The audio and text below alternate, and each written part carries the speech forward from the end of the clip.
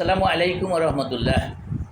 এবার আমি ঢাকায় যে আমার কয়েকটা সরকারি বা বেসরকারি বড় বড় হাসপাতালে দেখার সৌভাগ্য হয়েছে এবং আমার অবাক লাগছে তাদের ডাক্তারদের ভিজিট দেখে।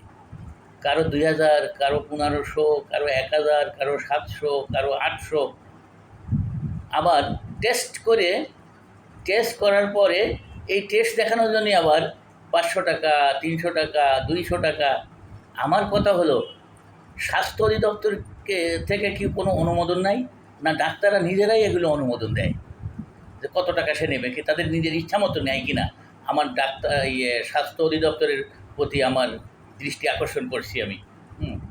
আবার টেস্ট দেখতে কেন টাকা লাগবে? কারণ ডাক্তার বিশেষভাবে অজ্ঞতায় সে অন্য ডাক্তারের সাহায্য নেয়। আমার তো মনে হয় এই টেস্ট দেখার জন্যই, টাকা তো দূরের কথা, টেস্ট করানোর জন্যই যে টাকা লাগে এই টাকাই ডাক্তারদের দেওয়া উচিত। টেস্ট পরে মানে তাদের টেস্ট দেখার টাকা তো পরে।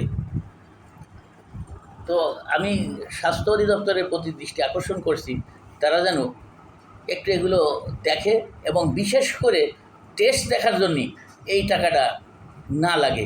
আর সর্বোচ্চ যেন ১,০০০ টাকা ভিজিট হয়, ২,০০০ টাকা ভিজিট থাকা ঠিক না। এটা আমার কাছে খুব অতিরিক্ত মনে হয়।